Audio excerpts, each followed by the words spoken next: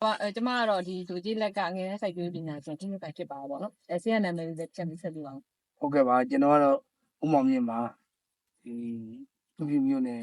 တောင်သူဖွံ့ဖြိုးရေးမျိုးနဲ့ဥက္ကဋ္ဌနေရာမှာတာဝန်ယူထားပါတယ်လက်ရှိကျွန်တော်ဒီမှာတော့စိုက်ပျိုးရတော့ကျွန်တော်ဒီမှာရှေ့ကဝင်ဖြစ်ပါတယ်နော်ဒါကတော့နှမ်းအနက်ကိုစိုက်ထားတာပါနှမ်းနဲ့ကိုစိုက်ထားတာဖြစ်ပါတယ်အခုဆိုရင်နှမ်းနဲ့ကတက်တန်းက45ရက်လောက်တော့ဒါရသွားပြီပေါ့နော်တီးရှင်းအပြင်လည်း14-15ရှင်းတော့ဝင်နေပြီပေါ့နော်တီးရှင်းအပြင်လည်း14-15ရှင်းဝင်နေပြီကျွန်တော်တို့ဒီနှမ်းတွေကဒီဘိုင်ယိုကောင်းစီရွဲဟိုပဲဒါအောင်ဆိုကျွန်တော်တို့က4ချိန်ရှိပါပြီပေါ့နော်နောက်ထပ်2ချိန်လောက်တက်ဖြန်းအောင်ကျန်တဲ့စီးဘာမှမဖြန်းမနဲ့ဘိုင်ယိုကောင်းစီတစ်ခုလည်းပဲကျွန်တော်တို့ဖြန်းလာတာဖြစ်တယ်ဖြန်းလာတဲ့အတွက်နှမ်းတွေကဘာဖြစ်လာလဲဆိုတော့တီးရှင်းတွေပါလေလုံးဝမကြော်ဘူးပေါ့နော်တီးရှင်းတီးတဲ့နေရာမှာတော့လျှောက်တီးလာတယ်ပေါ့နော်တီးရှင်းကြော်တာတွေပါလေဒီမှာမရှိဘူးပေါ့နော်ပြီးတော့လည်းအောက်ခြေကနေပြီးတော့စပြီးတော့တီးပါတယ်ပေါ့နော်ဒါကျွန်တော်တို့ဘိုင်ယိုကောင်းကိုဒီနှစ်မှာပဲဒါများများသားသားသုံးပြတာပေါ့နော်ဟုတ်ကဲ့ပါတယ်ပ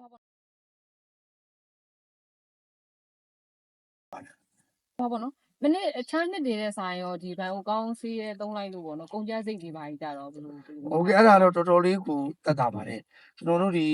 ပြင်ပကဒီဓာတုဆေးတွေနဲ့ဝယ်သုံးမယ်ဆိုရင်ဒီပိုးသက်ဆေးရဆိုရင်လည်း1လီတာကို3သိန်းလောက်ရှိနေနော်ကျန်တဲ့ဆေးတွေကလည်း5-6တောင်း1လီတာဆို5-6တောင်းရှိတယ်ပေါ့ကျွန်တော်တို့ဘိုင်ယိုကောင်းဆေးရကြကျွန်တော်တို့တစ်တွဲလုံးမှကျွန်တော်တို့ဒီ4,900ပဲကြတာလေ4,900ကကျွန်တော်တို့အဲ့ဒါဆို10ပုံးစာရတယ်လေ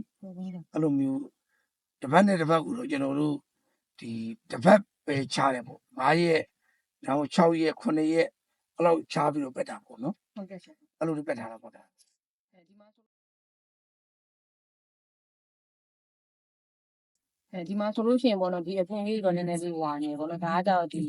လိုအပ်နေတာပေါ့နော်တကယ်တော့နှမ်းမရကြတော့ဒီအစမ်းပွင့်တဲ့အချိန်မှာဒီလိုအပ်အများဆုံးအချိန်ပေါ့နော်အဲ့ချိန်မှာဆိုလို့ရှိရင်ဒီစေပြမုံနှုံးထားကိုပေါ့နော်ပြင်တာမျိုးစီအဲ့လိုမျိုးပြင်ရတယ်ပေါ့နော်ဒီနှမ်းပွင့်တဲ့အချိန်မှာဆိုရင်သူကအပူစိန်40ဒီဂရီကျော်သွားလို့ရှိရင်နှမ်းပွင့်ရဲ့ကန်းတယ်မျိုးဖြစ်တယ်ပေါ့နော်အဲ့လိုမျိုးဒီစားမျိုးမှာဖြစ်တဲ့အတွက်ဒီဒိုင်မကောင်းစီးဘူးပေါ့နော်ဒီစေပြမုံခုကြတော့တဧကကိုခဏပုံနှုံးနဲ့ထင်တယ်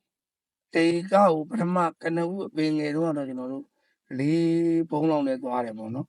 နောက်ပိုင်းကျတော့5ပုံး6ပုံးလောက်ဖြစ်သွားတယ်ဟုတ်ကဲ့ဒီလိုပင်ကြီးလာတော့သွားလို့မရတော့ဒီပေါ်ရင်ရွှေရွှေလေးသွားရောက်ပါတယ်ဟုတ်ဒီပန်းဝင်တဲ့အချိန်မှာဆိုလဲစီပြန်မုံအရေးအတွက်ပေါ့နော်နည်းနည်းလေးရေတက်ပိုးပြီးဖြည့်ပြအောင်ပို့တိုးပြန်ဟုတ်ကဲ့ဟုတ်အဲ့လိုမျိုးဟုတ်ကဲ့ဟုတ်ကဲ့ဟုတ်ပါဘောနော်ဟုတ်ပါဘောနော်ဒီမှာလဲပေါ့နော်နှမ်းရင်းနေရလဲကောင်းတယ်ပေါ့နော်ဆရာအနေနဲ့ဒီဘန်ကောင်းအခြားတောင်သူတွေကိုလည်းဘန်ကောင်းနဲ့ပတ်သက်ပြီးတော့ပြန်လည်မျှဝေပေးပါအောင်ဟုတ်ကဲ့ပါကျွန်တော်တို့ဒီပွင့်ပြပြနဲ့ဒီဒီတောင်သူဖွံ့ဖြိုးရေးအဖွဲ့ဝင်ကြီးပါတယ်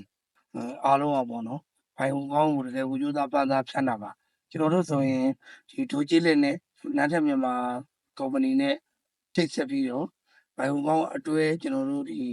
900လောက်ကျော်သွားပြီပေါ့နော်ဒီနေ့နှမ်းမှာတုံးလာတာပေါ့နှမ်းပြီးတော့ကျွန်တော်တို့စဘာလည်းပဲစက်တိုက်တုံးသွားမှာပေါ့ဘိုင်ဟိုကောင်းကိုပဲအဓိကထားပြီးတုံးသွားမှာ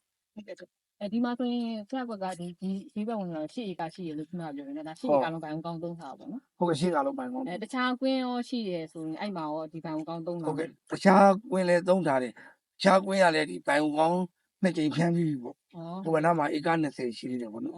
အဲ့ဧက20ကတက်တန်းကတော့ဒီ25ရက်သားရသွားပြီပေါ့သူကသူ့တဲ့နောက်ကြတယ်ပေါ့နော်ဟိုအဲ့လိုမျိုးလုပ်တယ်အကောင်လည်းဘန်ကောင်းနှစ်ကြိမ်ရှိသွားပေါ့အခုမနေ့ပြန်ဆိုသူဟိုဘောတတိယကြိမ်စဖြန်းတော့မှာဘန်ကောင်းကျေးဇူးတင်ပါတယ်ဗောနော်ဟုတ်ကဲ့ပါကျေးဇူးတင်ပါတယ်ဟုတ်ကဲ့